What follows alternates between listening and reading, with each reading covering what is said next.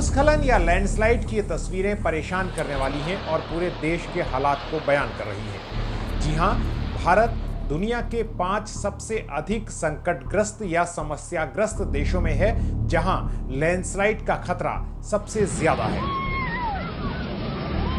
और यहां लैंडस्लाइड के कारण जानमाल की बड़ी क्षति हर साल होती है।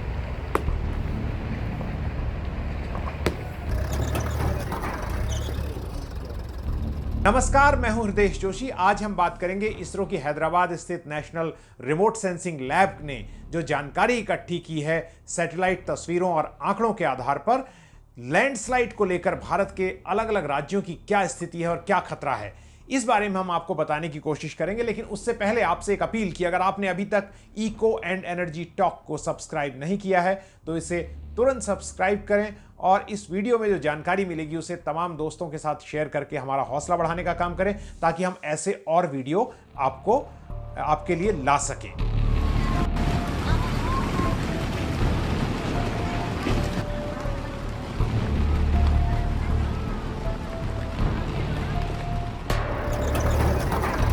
इसरो के हैदराबाद स्थित नेशनल रिमोट सेंसिंग सेंटर ने सैटेलाइट की मदद से एक रिस्क असेसमेंट किया है, जिसमें देश के 147 जिलों की एक लिस्ट बनाई है और ये बताने की कोशिश की है कि ये वो जगहें हैं या ये वो जिले हैं जहां पर लैंडस्लाइड और भूस्खलन का सबसे बड़ा खतरा है।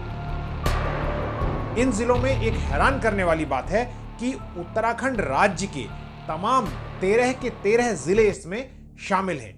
यहां का जो रुद्रप्रयाग जिला है वो सबसे अधिक संकटग्रस्त बताया गया है, यानी 147 जिलों में रुद्रप्रयाग नंबर 1 है। रुद्रप्रयाग ही वो जगह है जहां पर केदारनाथ धाम है। इस जिले के भीतर ही केदारनाथ धाम है और वहां 10 साल पहले यानी 2013 में एक बहुत बड़ी आपदा आई थी। भूस्खलन का बहुत बड़ा रोल था जगह जगह और राज्य के अलग हिस्सों में भी ये घटनाएं हुई थी और कई लोग उसमें मारे गए थे।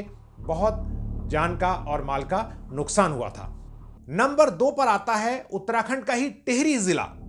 पहला जो जिला है वो भी उत्तराखंड का है, दूसरा जिला जो है संकटग्रस्त वो भी उत्तराखंड का है भूस्खलन और लैंडस्लाइड के हिसाब से।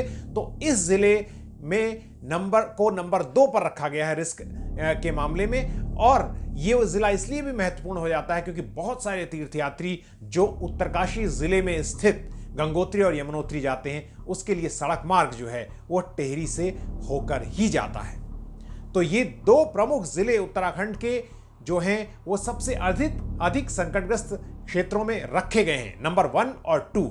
और 147 जिलों के जो आखिरी 2 जिले हैं संयोग से वो भी उत्तराखंड के ही हैं, हरिद्वार और उधम सिंह नगर, मैदानी इलाके। यानी आप सोच सकते हैं कि उत्तराखंड के जो तमाम जिले हैं 13 के 13 जिले, उनमें टिहरी और रुद्रप्रयाग के अलावा चंपावत है, पिथौरागढ़ है, नैनीताल है, अल्मोड़ा है, पौड़ी है, उत्तरकाशी है।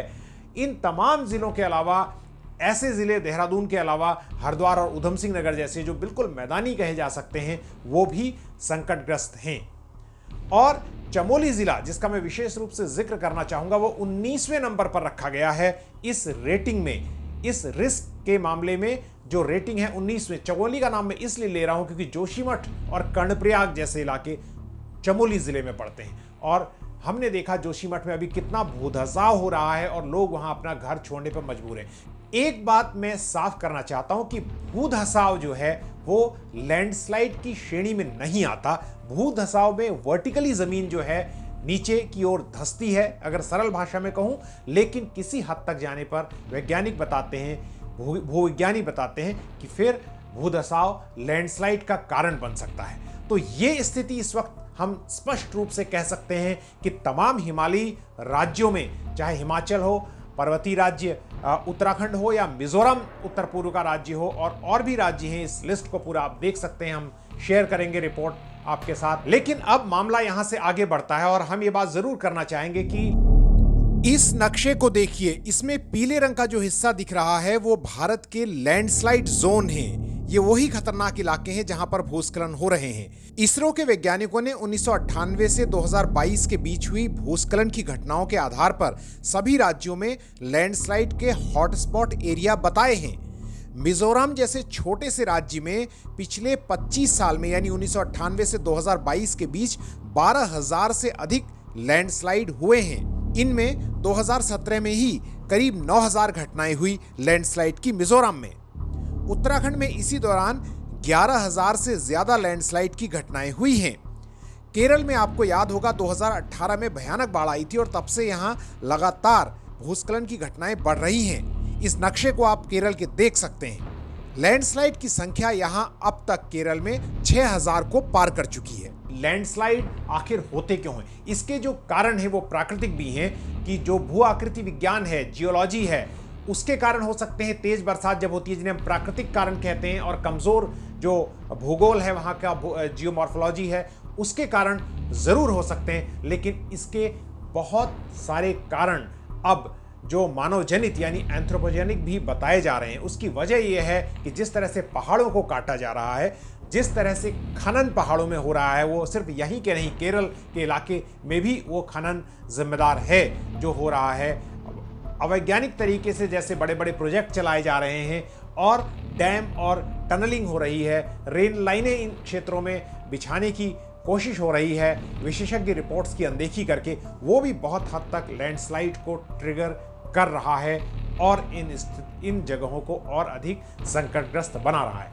भारत के पूर्वी घाट, पश्चिमी घाट जो हैं, दोनों ही पूर्वी समुद्र तट और पश्चिमी समुद्र तट से लगे हुए, और केरल जैसे राज्यों में भी ये संकट साफ तौर पर दिखाई दे रहा है। तो इसको बताने का मतलब यही था कि भारत की जो संकटग्रस्त स्थिति है उसको आप समझें, इस लैंडस्लाइड एटलस को समझने की कोशिश करें। इस वीडियो में इतना ही। आगे हम आपसे एक और वीडियो में मुलाकात करेंगे किसी और महत्वपूर्ण मुद्दे के साथ, लेकिन तब तक यही कहना चाहते हैं कि इको एनर्जी टॉक को सब्सक्राइब कीजिए और इस वीडियो को शेयर कीजिए।